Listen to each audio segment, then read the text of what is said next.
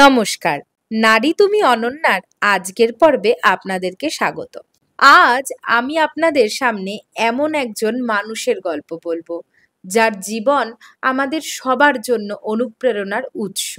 তিনি হলেন ইন্দ্রা নুয়ি। 1955 সালে ভারতের মাদ্রাজে এক মধ্যবিত্ত পরিবারে তার জন্ম। ছোটবেলা থেকেই ইন্দ্রা ছিলেন অত্যন্ত মেধাবী এবং পরিশ্রমী। সাধারণ পরিবারে বড় হলেও তার স্বপ্ন ছিল আকাশ ছোঁয়ার। মাদ্রাজ খ্রিস্টান কলেজ থেকে রসায়নে স্নাতক এবং Indian institute of management Kolkata থেকে MBA ডিগ্রি অর্জন করার পর তিনি উচ্চশিক্ষার জন্য পাড়ি দেন মার্কিন যুক্তরাষ্ট্রে।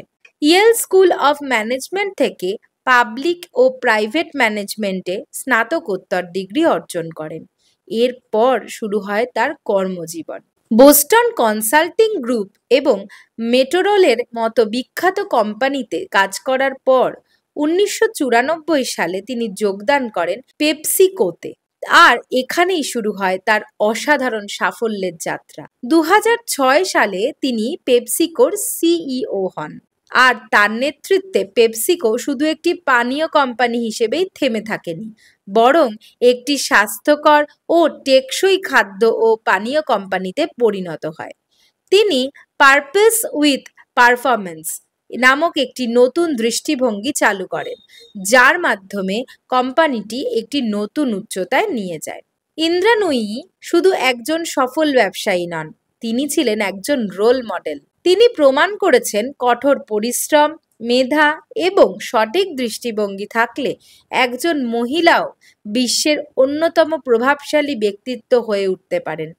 তিনি তরুণ প্রজন্মকে, বিশেষ করে মেয়েদেরকে, স্বপ্ন দেখতে এবং তা পূরণ করতে অনুপ্রাণিত করেন। তার জীবন আমাদের শেখায়, স্বপ্ন দেখতে ভয় পেও না, বাধা আসতেই পারে, কিন্তু সেগুলো অতিক্রম করিয়ে এগিয়ে যেতে হবে।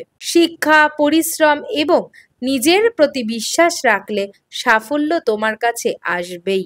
ইন্দ্রা নুয়ির গল্প আমাদের মনে করিয়ে দেয়, নিজের স্বপ্নকে কখনো ছোট করে দেখো না, নিজের ওপর বিশ্বাস রাখো এবং নিরলস পরিশ্রম করে যাও, একদিন তুমিও সফল হবে।